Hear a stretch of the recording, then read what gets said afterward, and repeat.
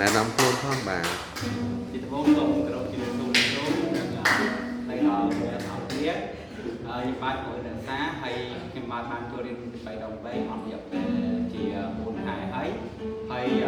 ចំពោះការរៀនគឺរៀនបានពីបទទី1បទបាត់ជ័យបទទី2គឺបទកំពងអញ្ចឹងថ្ងៃនេះខ្ញុំមកបង្ហាញពីការលេងបទសំពងដូចតទៅ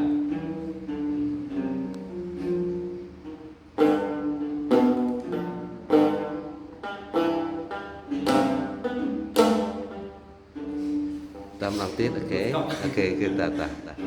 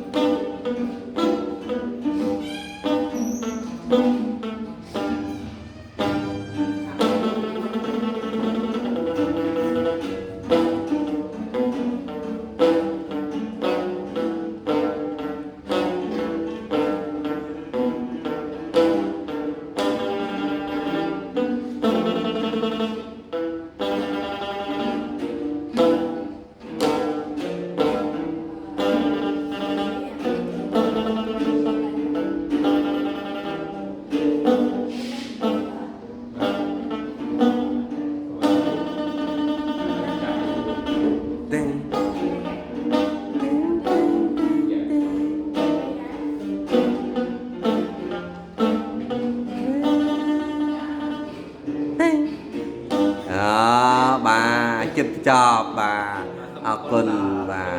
ទ